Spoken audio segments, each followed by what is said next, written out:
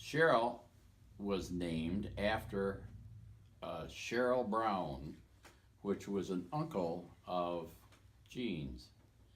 Um, Jean had several uncles and several aunts. The Brown family, I think, Crete's the number of Crete. I think there were 16 brothers and sisters in Crete Addie Brown or Crete Brown Addie's uh, family tree, and there was one uncle that that Jean liked pretty well, and his name was Cheryl. It was spelled Cheryl Sherrill, I believe. I believe that's the way it was spelled. And then she just named it. And Cheryl is a female name. In fact, it was more Cheryl was more of a female name than a male name to have somebody. But she just liked that uncle, and so she wanted to name her after him. So that's what we did. So that's how she got her name. So just to clear that up. Yeah. Okay. And I don't know where we are in the timeline. We've talked about the kids, but of course, when you get the kids all grown up, there's a lot happened along the way while they're growing up. In my life, in our family life, one of the things was that I was asked to serve. I think it was 1979 or 78, somewhere along in there. Um, See, I sold my cattle in 1968, and then I went into the insurance business in 1969. That's when I started with the insurance business, because I just wanted something to do in the wintertime, or in the off time, because I was used to milking cows. After I sold my cows, I had a lot of time in my hands, and I didn't really care to go to the feed mills or the taverns or anything. That had no motivation. I didn't care to go play cards all afternoon with the guys. So how did you land on wanting to do insurance? Well, I landed on because when my dad died in 1968, I beg your pardon, 1965, I helped settle my mother's estate, and my mother's, when she settled her estate, there were some flaws in the way it was set up, and property didn't go the way it was supposed to go, and there were just a few things that I don't want to go into much detail, but there were just some things that should have been done differently that weren't, and so consequently, and that's pretty typical with a lot of people's estates, and so that's why I in '69 started in the insurance business, because I was interested in estate planning. That's what caused me to get into it. And so in the course of getting into it, I really enjoyed it. I worked hard and I really enjoyed it. And I led our agency for many years in Madison.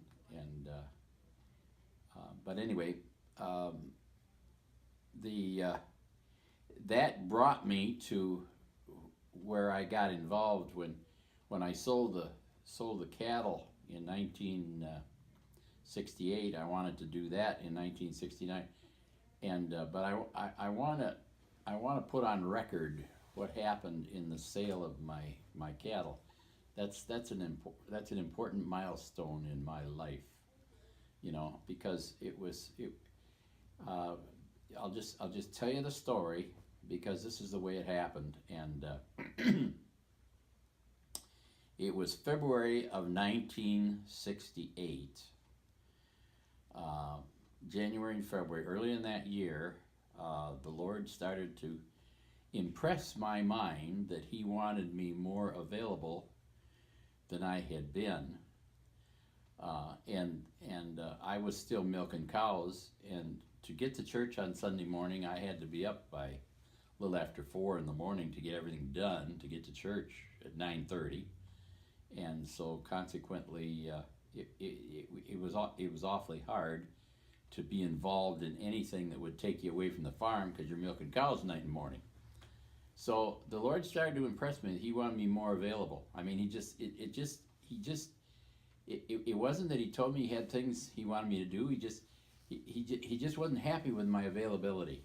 You know, I mean, I started to think in terms of, boy, if I was just more available. And I know that was God impressing me, you know. So I finally agreed, you know, I prayed about it a lot and finally agreed in February of 1968 that I would sell my cattle. I didn't want to have an auction, but I just sell the cattle. That was the only thing. And so, I don't know, did I tell you about this? No. Oh, okay.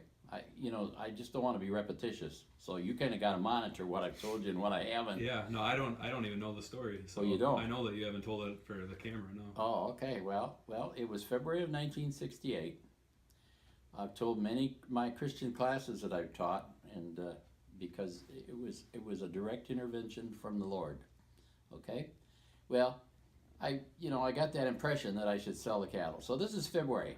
So what I did was I put the cattle up for sale. I had a hired man, and he was a Christian, and I told him that I said I'm going to sell my cattle, and then that he'll need to get a job because I won't have enough for him to do to have a full-time hired man. I don't need a full-time hired man with no, because that was the end of the livestock. I'd get rid of everything. I wouldn't have any livestock at all because it had already gone out of the pig business, and so I was just having cattle.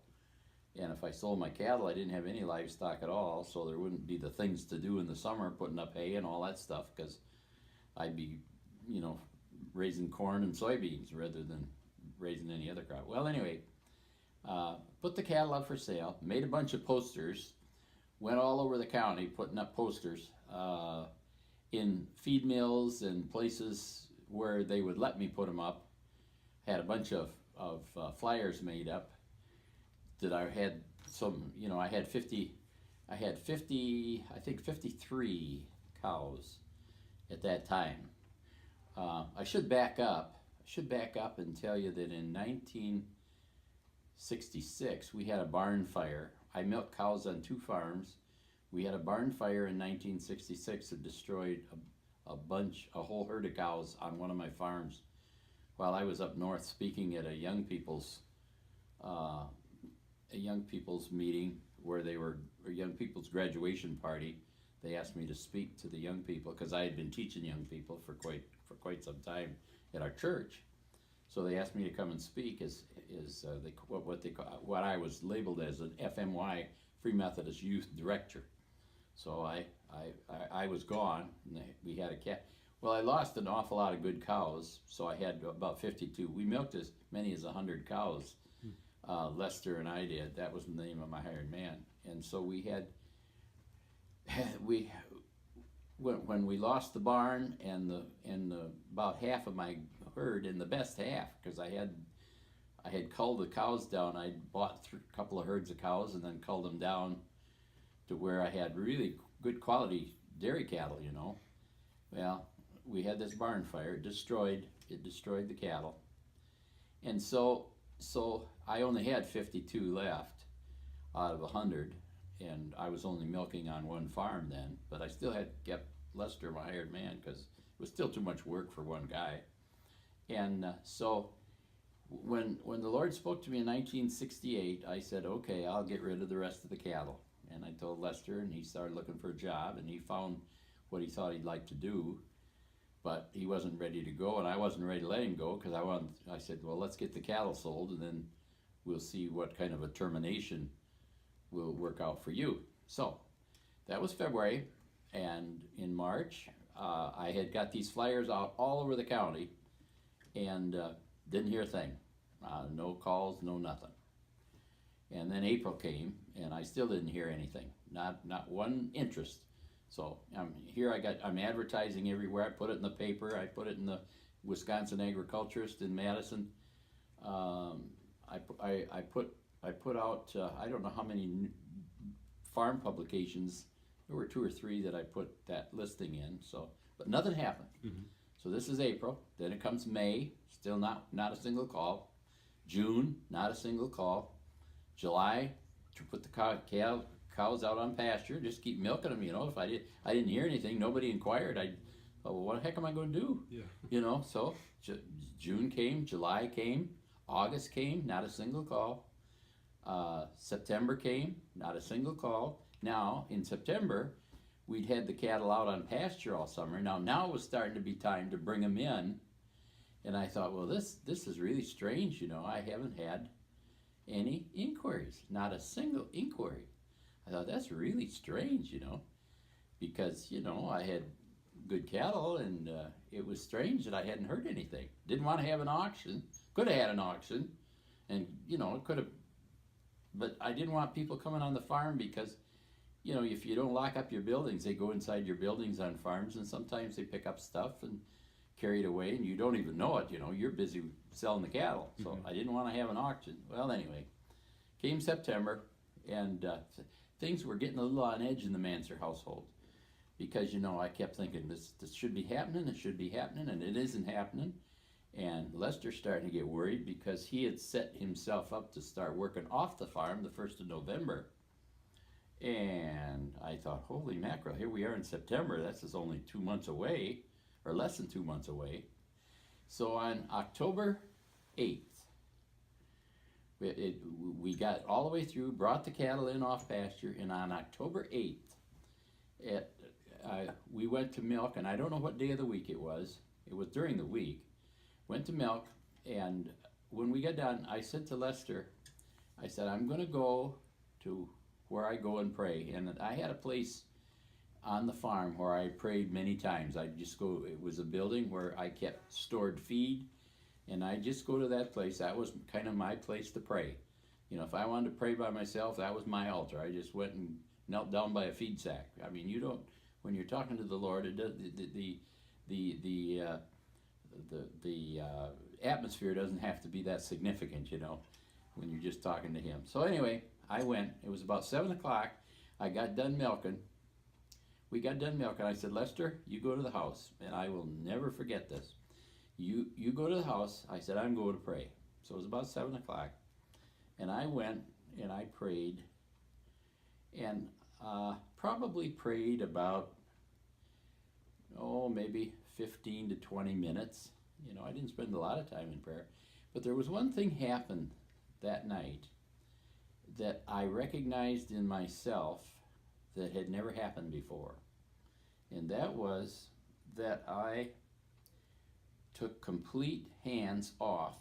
I recognized that because I'd been getting a milk check, I had small children, I'd been getting a milk check every month, that right down deep in my heart, even though I was accepting selling the cattle, I thought, right down in the bottom of my heart, I still was holding on to the fact that, I was still in fear.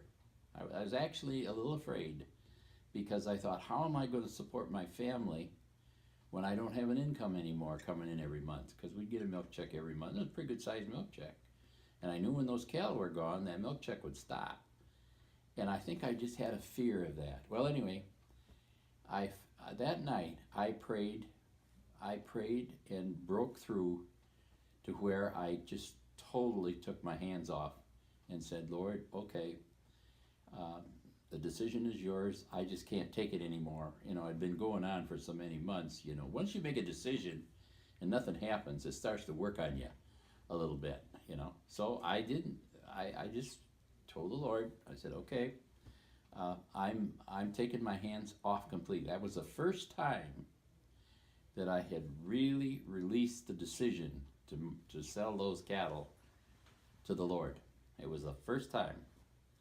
I came out of that, I got up from that prayer time at about 20 to 25 minutes past 7 and walked to the house, took off my coveralls, took off my boots, washed up at the kitchen sink, and started for the living room, and the telephone rang. And I was pretty close to it, so I went to the phone and picked it up, and on the other end of the line was a cattle buyer from the western part of Rock County. He says, I understand you got a herd of cows for sale. And I said, that's correct. And he said, tell me what you got. And I told him, and he says, well, I just got about 15 minutes ago, right when I'm praying, about 15 minutes ago, he said, I got a call from a man in Kentucky, and he wants to buy a herd of cows. He says, how many you got? And I said, well, I've got 52. And he says, well, I think he's willing to take up to 55. So I said, well, where do we go from here? And he says, I want to see your cattle. So I said, okay. When do you want to see them? He says, I'll be on the farm tomorrow morning at 6 o'clock. And he said, I'd like you to get them in. I'd like to see them before they're milked. So I said, okay. So I told Lester, I said, we're getting up early tomorrow morning. Brought the cattle in, put them in the barn. This guy came, and he looked the herd over, and he said, you know, I think this is just what this guy's looking for. So he said, I'd like to call him. He's waiting for a call from me. So I said, yeah, okay. So he I had a phone in the barn, because I used to call the house when we were getting done milking, and if I'd ring the number, the number was the same in the house as it was in the barn. If I'd just hang up and let it ring, then Gene would pick up, because there was a phone right by the door of her bedroom upstairs.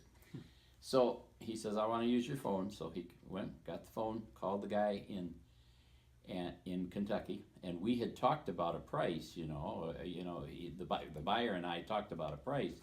So I'd set the price on my cattle, and the guy in Kentucky said, "Yep." He says, "I'll take them, the whole herd."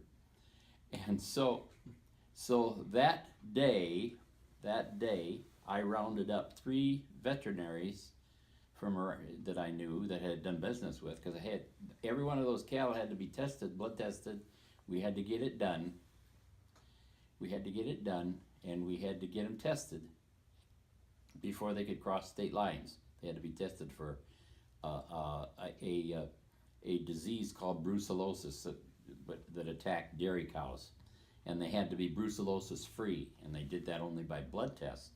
They had to test every single cow. So it took a little time, you got 50 of them. Mm-hmm. And so I had 3 different veterinaries helping me that day, and we worked all day, kept the cattle in. And he says, I want you to milk those cows tonight about 4 o'clock. Normally I milked about 6 or 5:30. I'd go eat supper and then go milk the cows. Well, he says, I want you to milk them at 4:30 and feed them.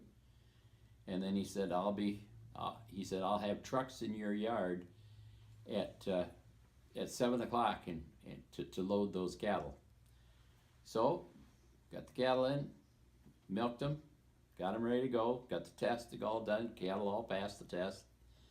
And so that night it was about 6:45, 2 big, what we called possum belly trailers, semis came in that this guy owned, this cattle buyer, and we loaded those 52 cows on 2 different trucks, upper and lower deck. And at 8:30,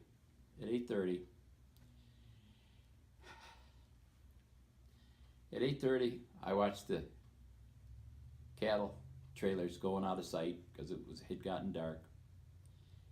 8:30, 25 hours after I turned that decision over to the Lord, he responded. And John, I never got another call on those cattle. Not even one inquiry.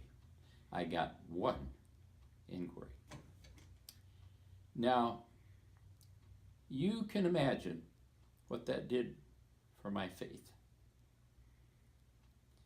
It's even hard for me to talk about it to this day, because it was like the Lord said to me, I just been waiting for you to take your hands off. I just been waiting for you to let go. You've been hanging on and hanging on and hanging on. And I'm a gentleman. I don't go where people don't want me to go. I don't dig into people's lives where they don't want me. It's when they want me that I'll come. And I knew that night when I walked out of that, away from that feed, that intercession with the Lord, I knew that night that had changed, because I walked out of there feeling like a burden had been lifted off my shoulders because I turned it all over to God. Well, John, that just changed my life from that day on. And I can't tell you the number of times that the Lord has taken me back to that experience in other occasions and said, look what I did for you there. Just trust me. And it elevated my level of trust in God to a place where I can't even hardly explain. I have such absolute faith in the Lord because of that incident. It was if God just said, I am going to show myself to you through this occasion. And so it just really changed my life, And so after that, after I sold my cattle, I was asked, wasn't too long after that, I don't know how many more years it was. I went into the insurance business in 69, and it was probably about 1973, 74, 5, somewhere along in there. I was asked to serve on the pension board of the Free Methodist Church of North America. Now that meant travel. It meant that I'd travel. But I was just planting crops and doing things pretty much on my own. I'd hire a little day help, but I was running 3 farms in, or I don't know, maybe a little later than that. I can't remember. I don't remember the dates exactly. But I was running the farms still, but I could be away. And then in 69, when I went into the insurance business, then I started to get trained in pension because the company I worked with was heavily involved in writing corporate pension plans. And I did a lot of that. I wrote a lot of corporate pension plans.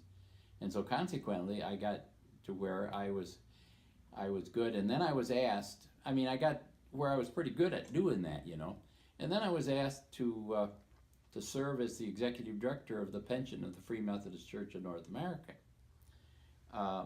After I got on the board, I just became a member to start with, but I wrote a letter to the executive secretary, and he wrote back to me and said, I'd like you to serve on the board, because I was studying pension, and then I just got a hold of the church pension and studied that, and wrote quite a lengthy letter of explaining, maybe suggesting some changes that might be made to that pension.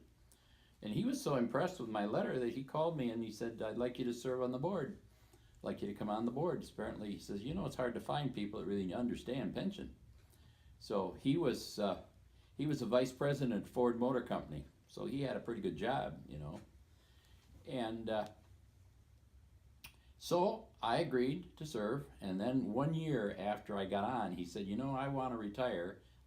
He said, I've been asked to, I think he was going to take a position with Brunswick Corporation that makes the bowling balls, and he was going to be a CEO there, and he says, it's going to eat me out. He says, it's going to take a lot of my time. So he asked me to take over the executive secretary position of the pension. And in 1979 and 1980 and 81, we totally rewrote the pension plan for the Free Methodist Church of North America. I worked with a lady out of that taught pension from the University of Minnesota, really sharp gal.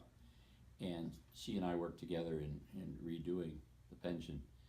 And I received so many letters from so many pastors thanking me for my work in that I figured out, John, that there was where God wanted me to be back there when he was telling me, I want you to sell your cattle so you're more available to me. You see, the Lord, you're looking for my life story, but I'm telling you, I really believe that God prepares us for unusual things years in advance of what really happens. I really think he's maybe 10 years ahead of us in maneuvering, and maybe that's not a good term, or guiding. That's a better term. Guiding your life into a position where he wants you to be so that he can be using you. And so I became the executive director of the pension plan, and that evolved into my becoming a member of the Free Methodist Loan Fund, or Free Methodist Foundation. And so I served at the general church level for the Free Methodist Church for a number of years, many years, you know, on the foundation when they established the foundation. So I could see, and that all involved travel, you know, it involved going to Michigan or going to at that time it was Winona Lake, Indiana for a while, and then they moved the headquarters to Indianapolis. And so I made many trips to Indianapolis and made many trips to Winona Lake, and to make a presentation before the Board of Administration of the Free Methodist Church. And we helped redesign the pension plan for the missionaries, and so I could just see as I got way out in the future and then look back, you could just see the hand of God guiding you along. You know, it's kind of exciting in a way, because we sometimes are kind of impatient about, well, what does the Lord have for me to do? You know, I don't seem to be accomplishing a whole lot. But we should never ever underestimate the ability of the Lord to guide us. If we're willing to be guided, never underestimate the Lord to guide us. And so I just really, and then ultimately they established a bank. I don't know whether I told you about being downtown Chicago. No. Oh, okay. We established a bank, or created a trust company for the Free Methodist Foundation. And we had to work with the comptroller of the currency for the United States. I mean, he was a federal officer of the government, you know, and he had an office in downtown Chicago. And the chairman of the foundation, Stan Thompson, said, "I'd like you and Glenn White and I forget the other guy. Oh, man, can't think of his name. But anyway, Glenn White was a vice president of Chrysler, worked directly with Lee Iacocca. And so he was the number 2 man at Chrysler. Very, very smart, prominent man. And the other guy was an attorney, and he was the CEO of a big hospital in Tulsa, Oklahoma. Oh, why I can't think. His name will come to me. Anyway, the 3 of us were asked to work with the comptroller of the currency in the establishment of a trust company to handle monies, pensions, and investments, and IRAs, and just everything to create that entity. And I remember going downtown Chicago and going, I don't know how many stories up in this great big office building, this massive office, right down in the loop, you know. And I'm sitting in this room. And this comptroller of the currency is there, and Glenn White is there. And I wish I could think of the other name. It's right on the tip of my tongue. But anyway, he was there, the 3 of us. And I sat there, and I'll never forget that moment in my mind where I sat there and I said, "Lord, how in the world did I ever get here?"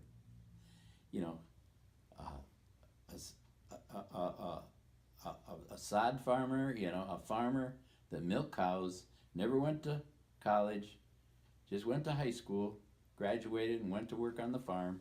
How in the world did I ever wind up helping to design a trust company with the comptroller of the currency of the United States in downtown Chicago? I thought, you are so far out of your league. and it was if the Lord said to me, I've got you right where I want you. And, you know, to me, it is absolutely amazing and never ceases to be how much God intervenes in our lives in ways that we cannot even imagine. You know that? It's just amazing to me how the God does things in our lives. So, you know, that's what the message I want to send to my grandchildren and great-grandchildren on this video is. The message is stay faithful to God, let him guide your life, and look out, because it's going to be special. It could be quite a ride if you just let him guide you along, you know. And it was just so neat to me, you know. And when I went into insurance business, and then ultimately into the investment business, and ultimately into management, you know, I had hundreds of marketers that I was in control of. You know, the Lord just helped me to grow, because I got my CLU degree and my CHFC degree, and didn't go to college, but I did get these degrees, and they were college level courses, you know, that I take them and pass them. They were tough. But, you know, I just grew in that financial field, you know. And had it not been for my entry into that arena when I did, and have God bring me along through that arena to where Jay, you know, was called to be on the foundation. Now that would have never happened if I hadn't been involved. The foundation would have never known about Jay, and they learned about him and were pretty impressed. And so he went to work for the foundation, and ultimately wound up, you know, working for Spring Arbor in the advancement office, and then ultimately down to Asbury Seminary in Wilmore, Kentucky. And you know, that would have most likely never happened if I had said to the Lord, I just ain't going to sell my cows, you know. I'm just going to hang on to them. And so, you know, I thought, your life reaches out so far, and it's just amazing, you know, how far God takes you if you're willing to you're willing to let him guide, you know. And so it was just great, and we've been able to hire and train a lot of marketers in my lifetime of working in the financial services business. And I've had I can share other testimonies of the intervention of God, but I don't know how much of that you'd like to have on record. All of it. Huh? All of it. My question that I was thinking as you were talking was, as you were doing more in the financial world, did you ever consider not farming? No, I thought hanging on to the farms would be, you know, I wasn't, well, actually, I should back up, because I did stop farming. I stopped farming in when I went into the insurance business. I should back up. I should back up to where I started in the insurance business. When I went into that business, I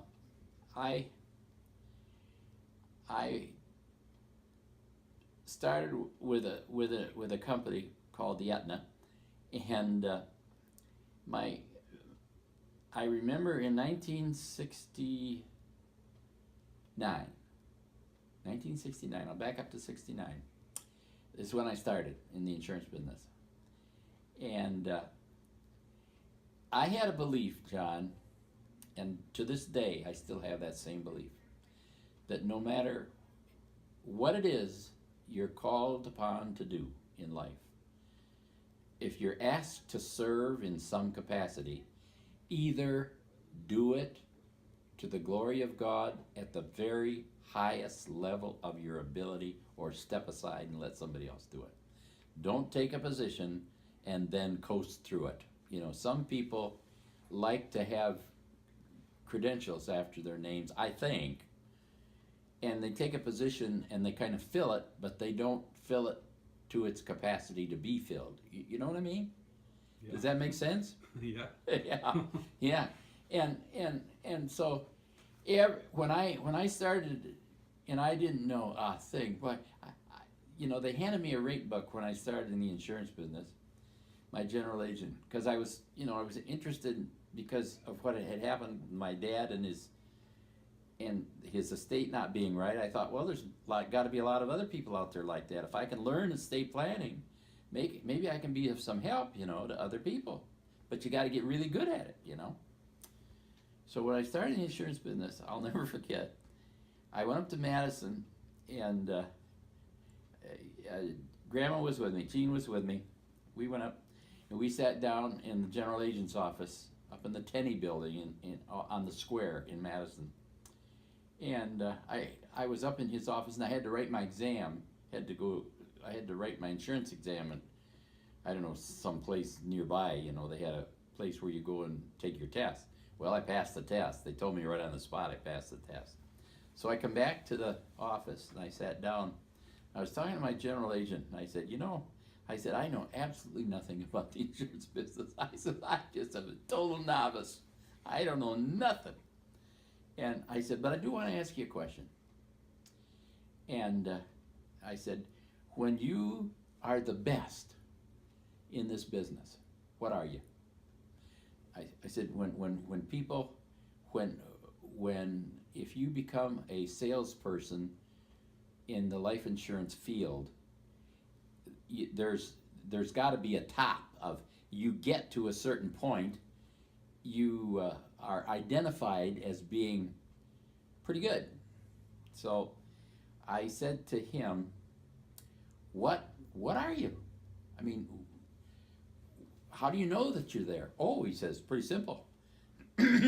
He said, if you get your CLU degree, he says, that's an academic degree.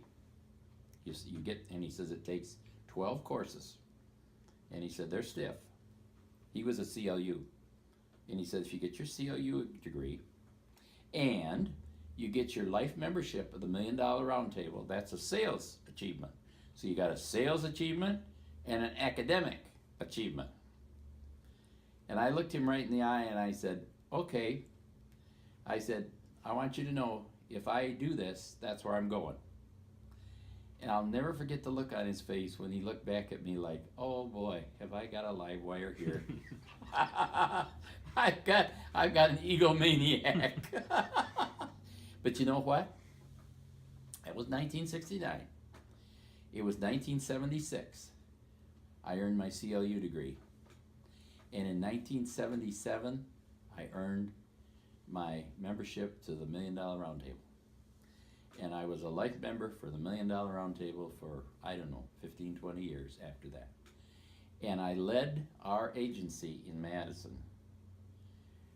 I don't know how many years. It was several years. I don't want to be mistaken in this, but I think it was almost 10 years that I was the #1 producer in that agency.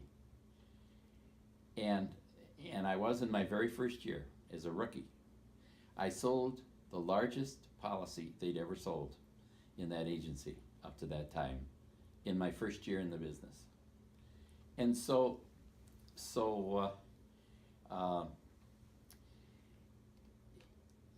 and the reason it happened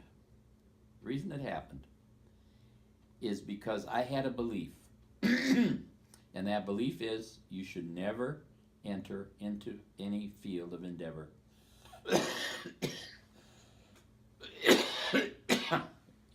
you should never enter into any field of endeavor without the expressed goal of being the best at what you do. That has motivated me all my life. I don't care what you try to do. When I went and got involved with the church, in various entity, this pension plan and the things that I got involved with, it was my idea to be the very best I could be. I might not be good enough, but I was going to be the very best I could be in doing it. And that's been my motto all the way along. Do everything to the very best of your ability, because I really believe that's what God expects from all of us. You know, as His children, we are expected by the Lord for whatever He chooses for us to do, that we should be the best, you know. And so I really believe that, and I have practiced it all my life, you know. So what did the $1 million round table signify? It signified that you sold $1 million of permanent insurance in 1 year. You had 1 year to do it. Now they've increased that level over the years, so you have to do more than that now to be a member of they called it the MDRT, $1 Million Round Table, and it was a sales achievement. And I just really worked hard to attain that, and managed to get it every year, and ultimately got to where it was coming easier and easier. The best I ever did, volume wise, was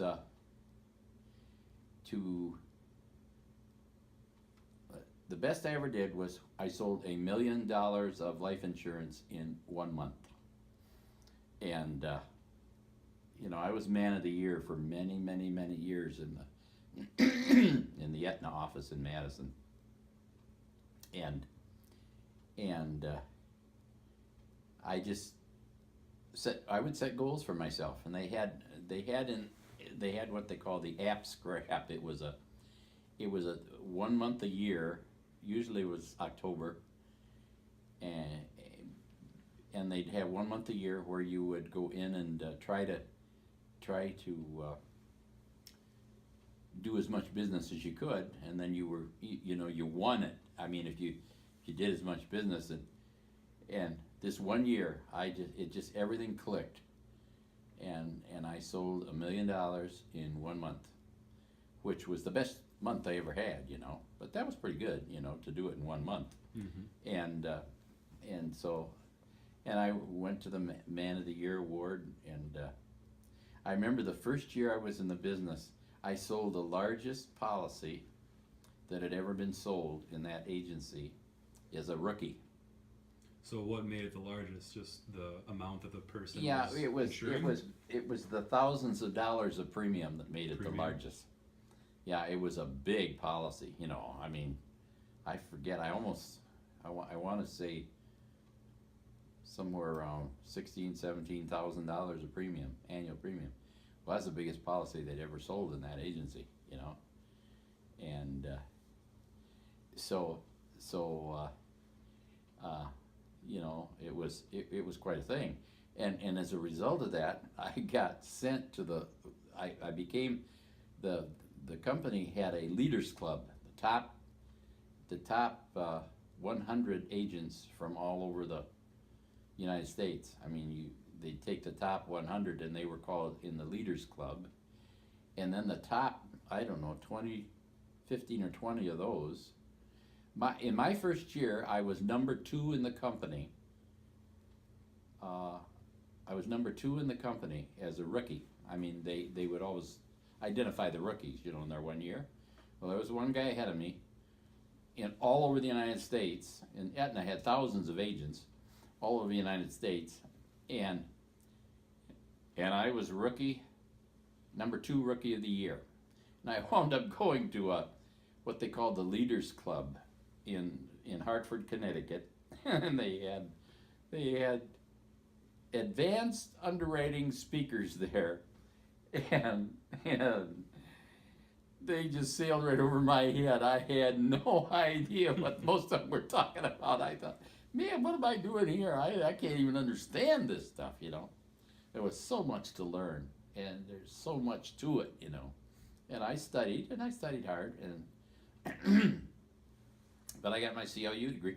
And then, you know, further along, I don't remember where it was, maybe about 1980, 81, 1979, thereabouts, I got my Chartered Financial Consultant degree, which was Chartered Life or chartered.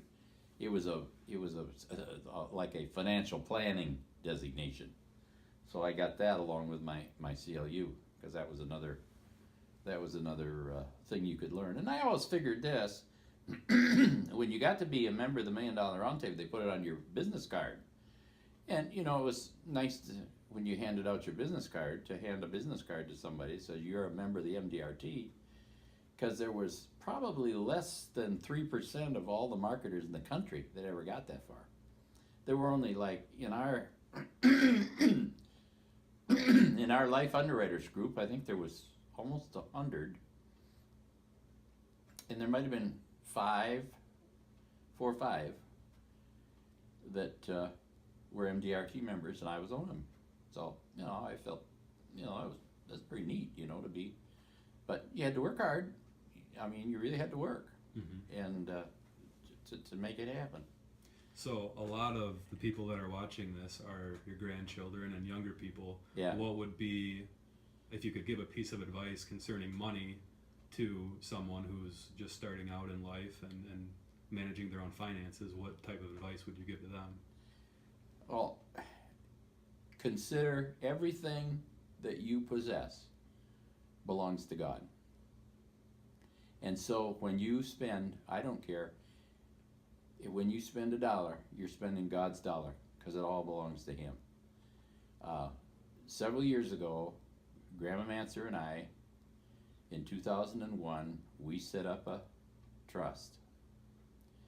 And this trust was called an irrevocable life, or I beg your pardon, a revocable living trust, but it was a charitable remainder trust.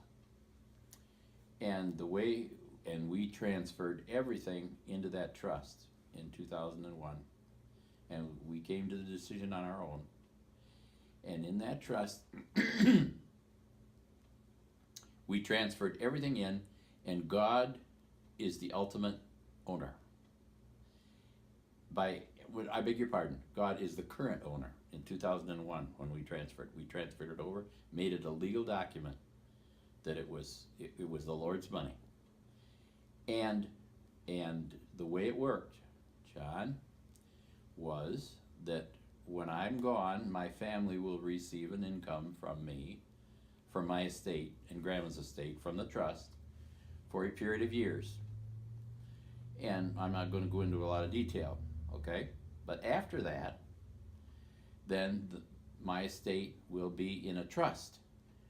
And the proceeds from that trust will be used to further the Christian work of pastors or schools or universities or denomination, charitable organizations. Maybe some of them, they might, and the family will make the decision where it goes after a period of so many years that they receive the income from the trust. And that'll be a fairly substantial income. Then after that, it'll all be used for Christian work. It's got to be, and the family will come together and make the decision as to what the charities are that they're going to, some of the money could go to Heartland Church. Some of the money could go to other churches that our family are involved in. Or some could go to Asbury Seminary to help train pastors. But it's going to be all used after a period of time. It's all going to be used for Christian work. So theoretically, God owns everything of mine today. I'm the manager. I just manage the money, and so everything I spend is I'm taking out of that trust. And so the gifting I do to family members and the things I do, it's all God's money. And when you look at it that way, when you see it through that lens, then how you spend your money becomes more important to you. I mean, it's just a normal, you just take you just take better care, because you look at every dollar. You don't look at the tenth, because God said bring the tithe into the storehouse. He believes, and we started tithing back when I was first a Christian. Uh, pretty much 60 years ago, we started tithing, and now it's gone way past that. But you look at every single dollar you spend as a dollar that belongs to the Lord, because you've already given it to Him. I mean, it's His. He owns it legally. It's an illegal binding document that He owns it, and so it's His money.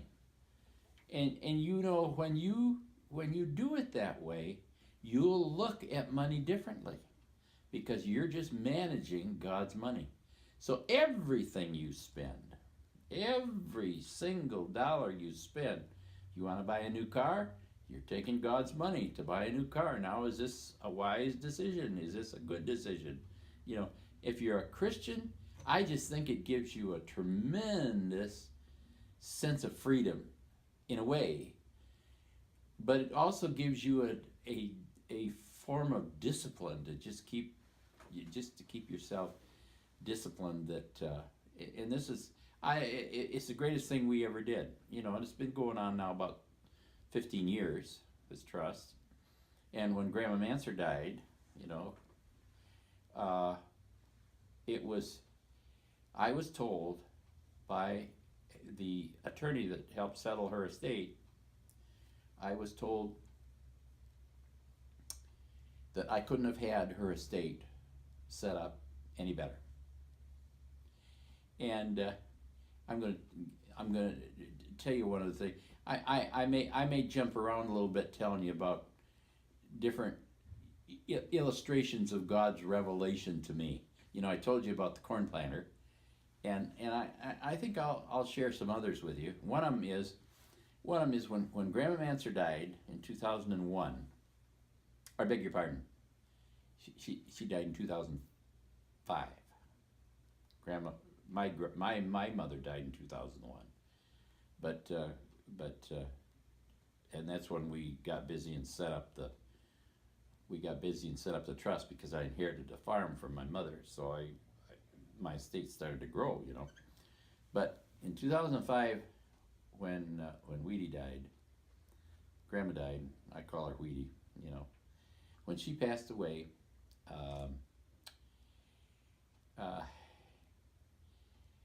I went to my attorney. We came home from Florida.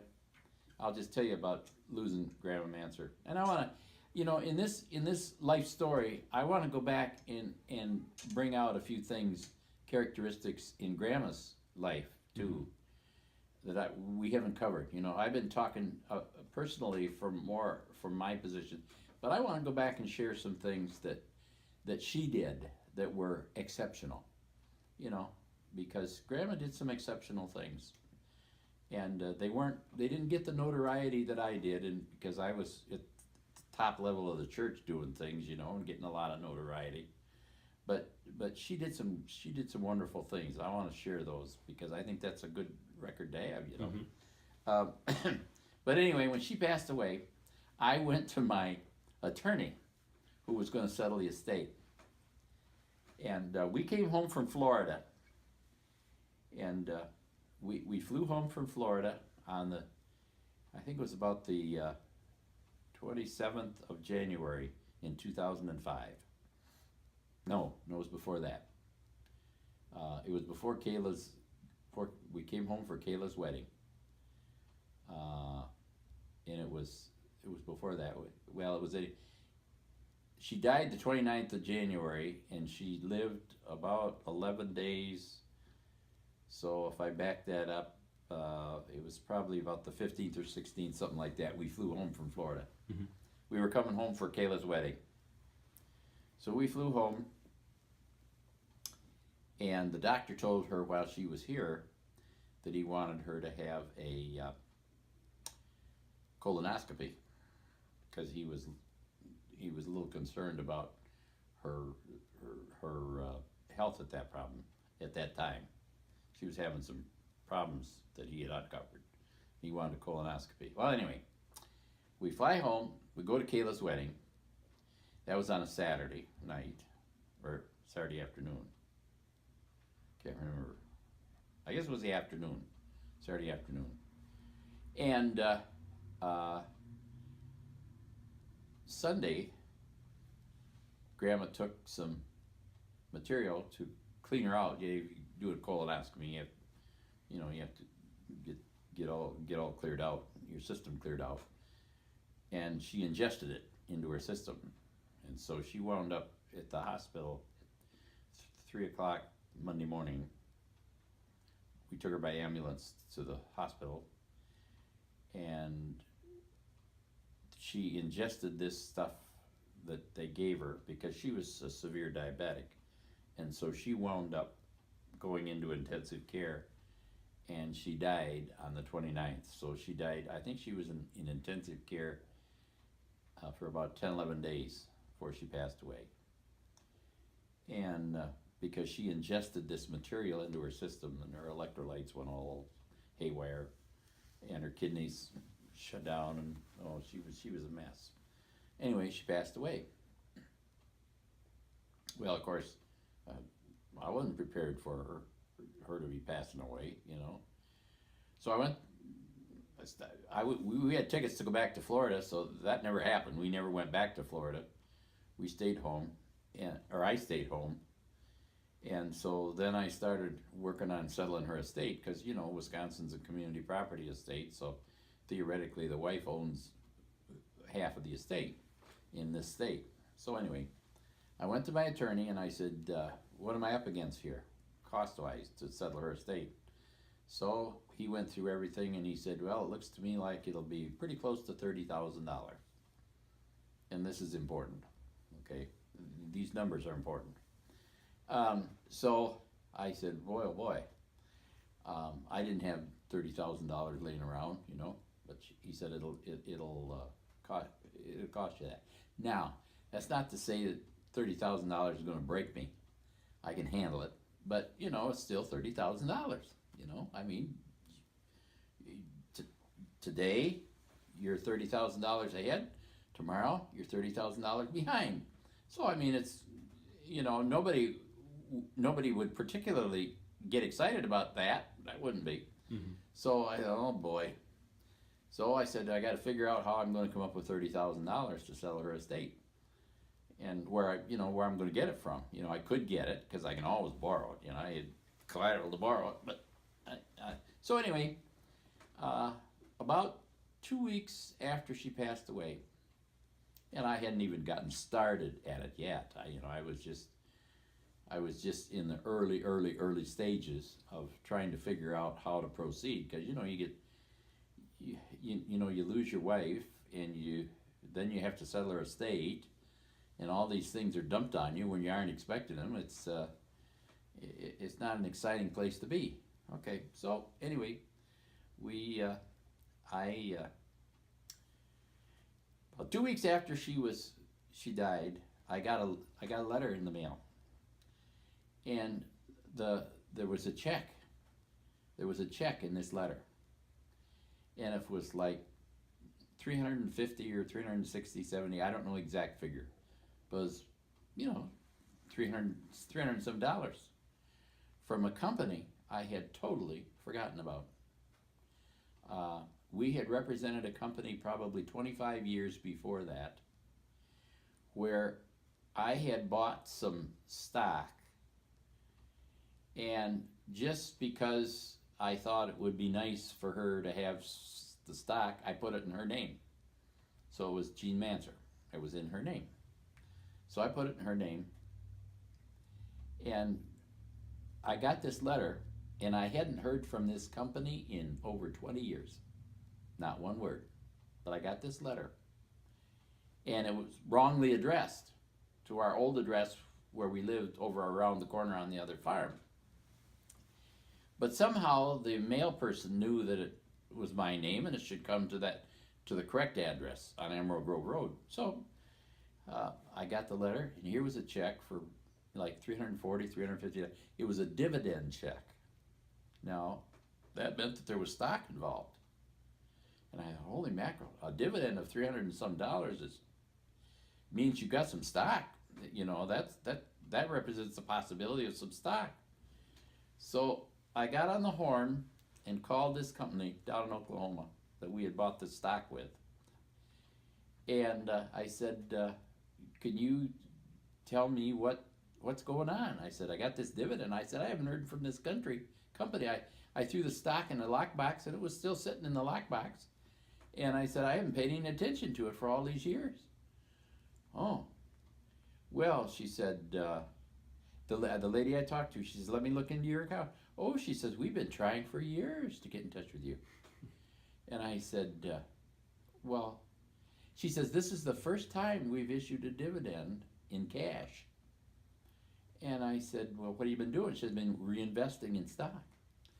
And I said, well, and she says, the stock, from the time that you bought it, has gone up, split, gone up, split, gone up and split. And I said, well, how much have I got? She says, oh, you got almost 300 shares. We'd start out with 5, maybe you're 6 or 7 or 10, I don't know. Just a little dab, you know. And I said, holy cow. And I said, what's it worth? So she said, well, she says, at current trading rates, it's worth about, she says, it's not quite 30,000. She says, I think it's around 28 or 29,000. Okay. And so I thought, oh. So I went to my attorney and I said, this is what I got. And he says, well, that's amazing, Bob. And he said, you know what? The fact that the stock was in Jean's name, and he said, and you're the beneficiary, he said, you get the stock, you get a step up in basis, so all these gains that you've had all these years in that stock split are going to come to you totally income tax free. And he says, not only that, because you get a step up in basis, it's going to come to you estate tax free. So he says, you get a step up in basis to the current price of the stock, and then you sell the stock, there's no tax because it's stepped up to the full value of what it is right now. So it's just even money. So he says, you're in line to pick up about $28,000 or $29,000 totally income tax free, no estate tax, no nothing. Just handed to me. And I said, well, praise the Lord. And you know, as I thought about that, I thought, you know, I had the money to pay that bill. I had it. You know, I could get it. But it was if the Lord said, you know, Bob, you've been pretty faithful to me through the years. And so I'm just showing you how I'm going to be faithful back to you. And you know, if we'd have known about that stock, John, we probably would have sold it long before it ever got to be worth that. And we'd have had to pay tax on it then, because it would have been a stock sale. We'd either had to pay capital gains or ordinary income on that stock. But because I didn't know about it, so I said to the gal, I said, what's been going on? She says, we've been trying to catch up to you for a long time to give you information on your stock. But she says, the letters keep coming back because they can't find you on the address. So the mail person that was delivering, he just sent them, the post office just kept sending them back to, and she says, they just been coming back to us. I got it here in your file. They just been coming back to us until that day when that gal knew where we were and she got that one check through to me. She got that one letter through to me. Now, you know, it kind of reminds me of my cattle sale. Here we go again. You know, the Lord says, I protected you from getting that stock so that it would be here right when you needed it. You know, and I couldn't get any life insurance on Jean, even though I was selling life insurance. I couldn't get any on her because she had severe diabetes and you couldn't get it. You know, it cost, you couldn't even get it. I couldn't even get it for her because her health wasn't good enough. So I wound up getting that stock sold, and that totally cleared out the expense of her estate, and I didn't have a nickel's worth of tax to pay on it either way. And I've had situation after situation after situation where God has revealed himself